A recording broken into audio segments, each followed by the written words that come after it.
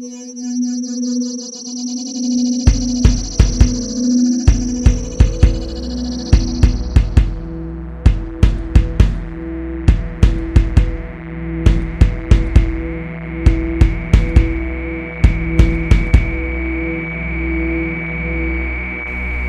Timeshift. Hello and welcome, I'm Chris Hall and this is The Timeshift, my sci-fi fun fest, and it's great to have you with me as always. This week looking at Doctor Who once again with the latest episode they're in, the episode entitled The Girl Who Died. Now because this video is a little bit of a critiquey, reviewy kind of thing, this video is going to be spoiler heavy. So if you don't want this episode spoiled for you for whatever reason, it's best to switch the video off now. Okay, everybody ready, everybody geared up. Let us dive headfirst into The Girl Who Died. Ooh, okay, so Jesus Christ. Right, so I just want to say here and now, I've just wasted the past 10 minutes trying to think of an appropriate way to start this week's review. And I'll be honest, I found it very difficult. All I want to say is, just before we actually get into the meat and potatoes of it, is that I didn't hate this week's episode of Doctor Who, not in the slightest. It didn't make me angry, or venomous, or disdainful to anyone or anything. I just happen to have quite a few issues with it, to be frankly honest with you. I mean, my God, this feels like probably one of the biggest own goals I think I've ever seen, and I include that one from the Women's World Cup finals from a few months ago. I mean, my God. Right. One thing that I really did like about this week's episode, one thing that I think was fantastic and brilliant, and is one of the things that I wish there really was more of in Doctor Who, it's something that's desperately needing Doctor Who more than anything else, is seeing the Doctor come up with a plan, seeing him develop that plan and execute it, even if it doesn't work, even if it fails miserably, even if he, at the end of the day, just waves his magic sonic screwdriver at the problem and he fixes it, or just says 3 magic words, or defeats the bad guy via the power of love. At least we see a method. At least in this week's episode we saw the Doctor trying to do something, using his own skill set, his own wit and guile to try and get one over the bad guys, and that is great and fantastic.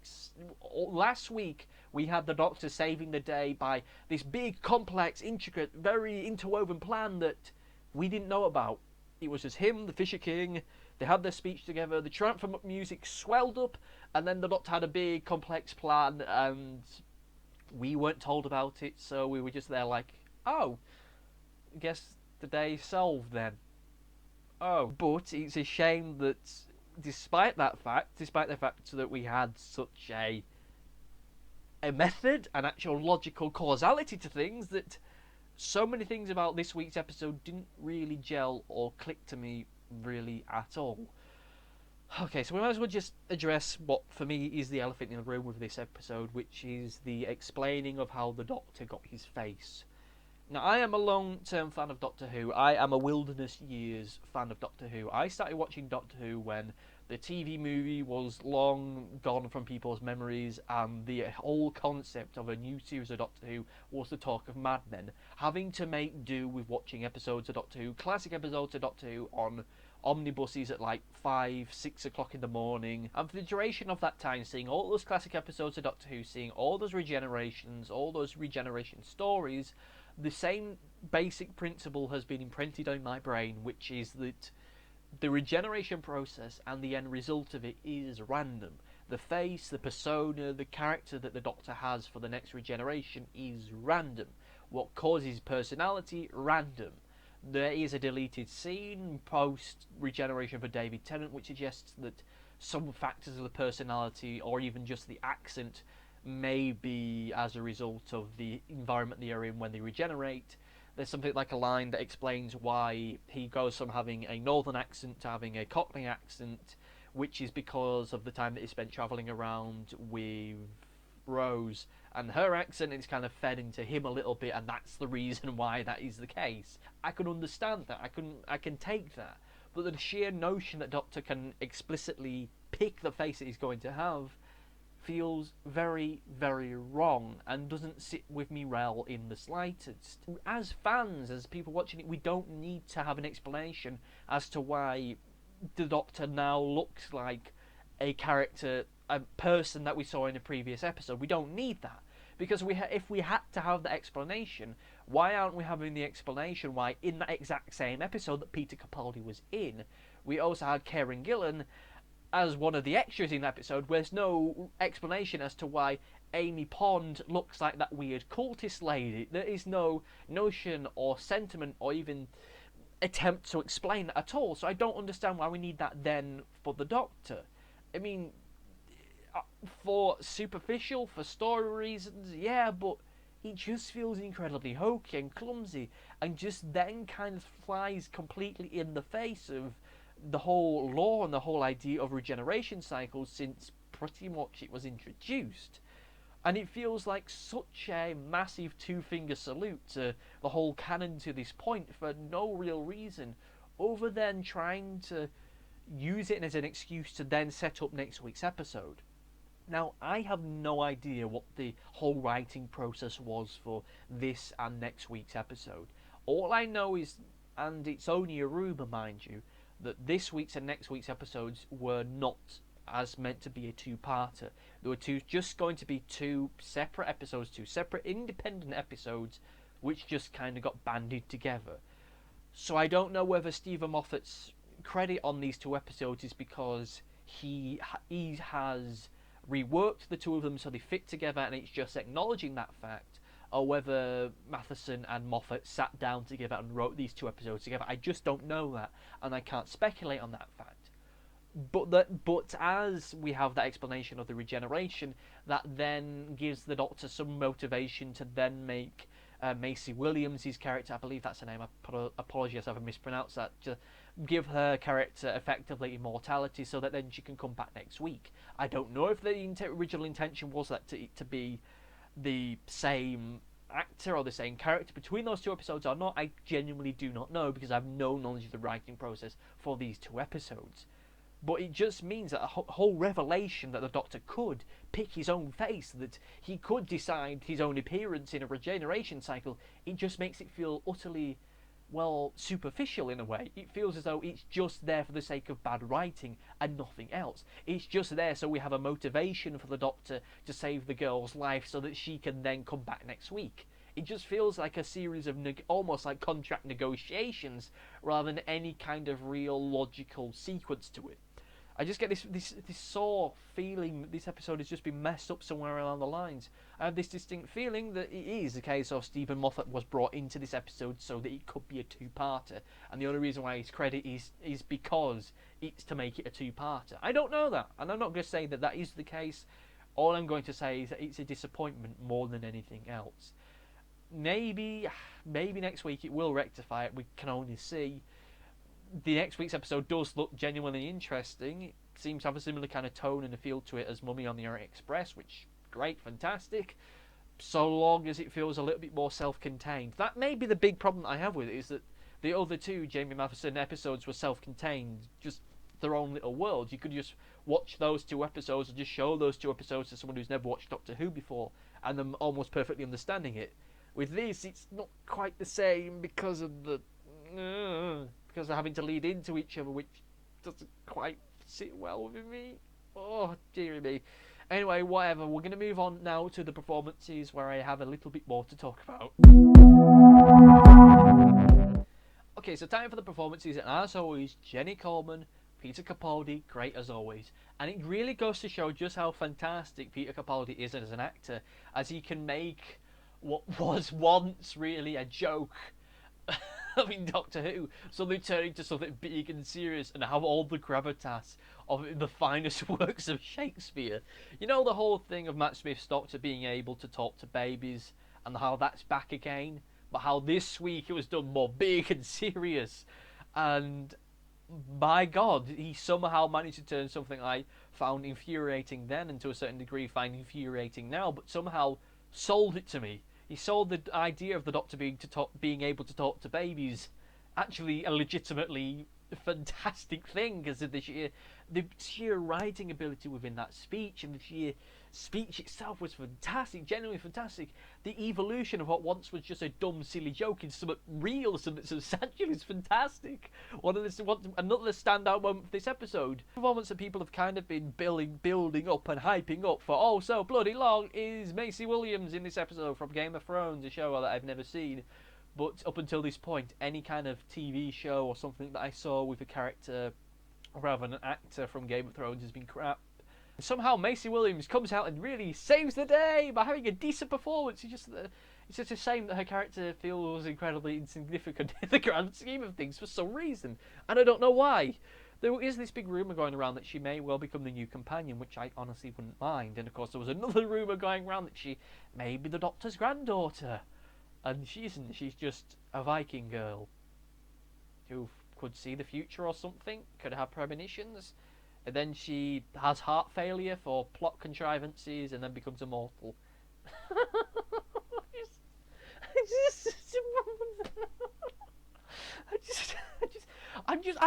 I seriously just want to find out what the thought process was behind these two episodes. For Christ's sake, were these two episodes really supposed to be counterparts? Was these two episodes really supposed to be a two-parter? Is Maisie Williams' character in both episodes, were they originally supposed to be the same thing? Or is this simply going to be a fact of two independent episodes or not? Because the sheer notion, the sheer bloody audacity of trying to connect these two episodes feels absolutely fucking stupid. I mean, wasn't there a better way of offing her character? I mean, she just puts the helmet on, we get a close-up of her face for about 5 minutes, and then, yeah, we save the day, we save the... Oh, she's not moving. And just when that happened, just when she revealed that she was dead, I mean, was there a scene missing? Was there a moment of her giving up the ghost that they didn't include for the sake of timing or something? Just, oh yeah, we saved the day, we said... Oh.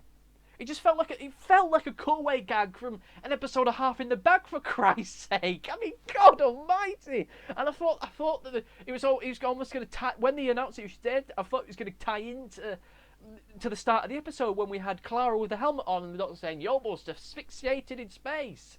And I thought he was going to be called back to that, and she would have just suffocated. But no, she had heart failure for some reason.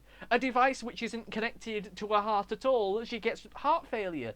Shouldn't it be brain failure or something like that? God Almighty, Jesus Christ!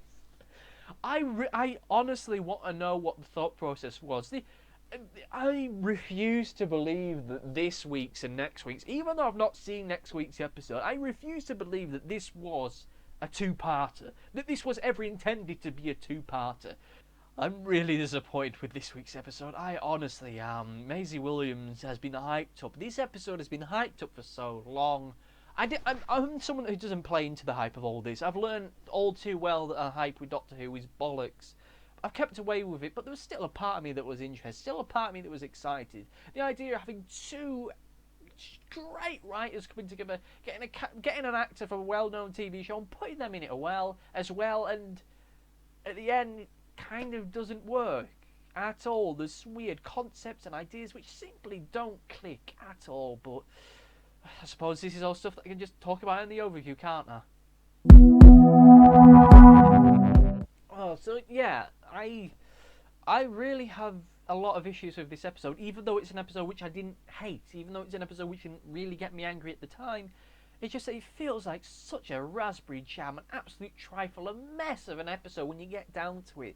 Just weird moments and sequences that feel in weird juxtaposition to one another. Well, we have wacky jokes where the Doctor is training them to use swords, then all of a sudden, oh, they've accidentally set fire to the village, and that bit, I'll grant them, was funny, I enjoyed that bit, but that stands in stark contrast to when the Doctor is translating the baby, which I just saying that then, I feel as if I've dropped like 10 points in my IQ or something. I feel I've just lost 100 brain cells from saying that.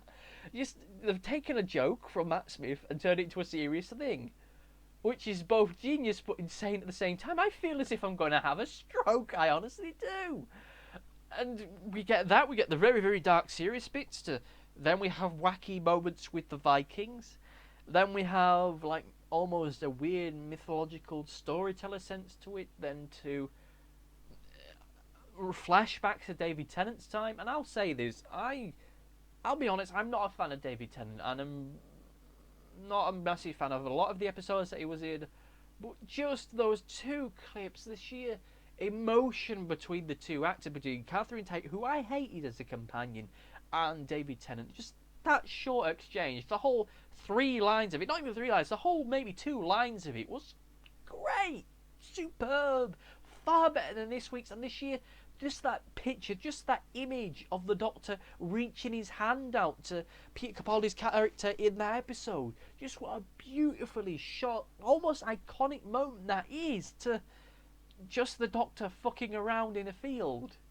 This, I suppose, is the ultimate critique of the whole 2-part idea, the whole 2-part experiment. Because over the past 4 weeks, we've had 2 great 2-parters. The first 2-part was great, fantastic, brilliant, even if it trailed off towards the end. The second one, which concluded last week, first half naff, but the second half genuinely good. And it's at that point you think that Doctor Who can really work like this, that Doctor Who can really be the multi-part extravaganza that we once knew and we once loved from way back in the day. From back in the days when I used to get up at ridiculous o'clock in the morning to watch naff episodes starring Peter Davison or something, to suddenly being in this situation now where we have 2 episodes which I am convinced are 2 independent episodes which have just been smushed together just for the sake of convenience for the rest of the construct of the series, and nothing else. Nothing else. It feels so cack-handed and pulled together. And also I get this weird suspicion that Maisie Williams' character being immortal is referring back to when Davros was talking to the Doctor and saying about the reason why the Doctor ran away because of the prophecy about the hybrid between 2 different life forms, or whatever it was, the ultimate warrior person, which I at the time it washed over me, but now at the realisation that they're effectively trying to explain the reason why the Doctor Who left Gallifrey in the first place just makes my blood boil ever so slightly. Oh God, oh Jesus, the more I think about it, the more this episode just kind of hurts me. We do have a comment from last week's video. Yay! People actually watch these, people are actually commenting. Well, a person has commented. It's from TVDX Rules, who says that last week's episode was a very strong episode, and that Capaldi really stole the show. He's great as Doctor Who, is what he's saying. Not exactly what he's saying, I'm paraphrasing it because I can't read it off this monitor. And I agree, last week's episode was really, really great. It was such a brilliant contrast to the one that we had before it. Once again, to echo what I said last week, maybe it's because all the naff performers were killed off, and we actually had something that felt as though it had a point and a purpose to it. But it was great, and once again, Peter Capaldi, always great, always fantastic. I mean, this week he made a speech about a baby, translating a baby into something brilliant. He is fantastic as Doctor Who, and I really genuinely hope he sticks around for another couple of series. There are a few rumours that he may leave next year, which I really hope not. Of course, there were rumours that he was going to leave at the end of last series, but, you know, we'll soon see. Given the viewing figures for the past few episodes, we'll soon see what's going to happen with Doctor Who next year. Bloody hell. Anyway, yeah, I agree. I wholeheartedly agree. Peter Capaldi is fantastic as the Doctor. It is truly great to have an actor who can act, that has got the gravitas and the performative skills and the panache to him to really make this material, more often than not, sometimes fairly hokey, campy, and sometimes fairly crap, and somehow make it into something substantial, unreal, and brilliant. He could well be, and I'm saying this very nerdly, could be my new favourite Doctor. And I'm saying that could be because I still really like Christopher Eccleston. Christopher Eccleston is the closest thing to a Doctor I will ever have, bearing in mind that when I was a kid, Doctor Who wasn't on. It was all Wilderness Years bollocks, wasn't it? Oh, dear me. But anyway, once again, what did you think of this week's episode? Did you find it infuriating? Did you like it? Whatever, let me know in the comment section below, or any other comments, any other questions about Doctor Who you may want to ask me. Let me know in the comment section below, and I will get back to you as soon as possible, either in a direct comment or in a shout out towards the end of the video like I did this week. Hooray! Anyway, thank you for watching, and goodbye.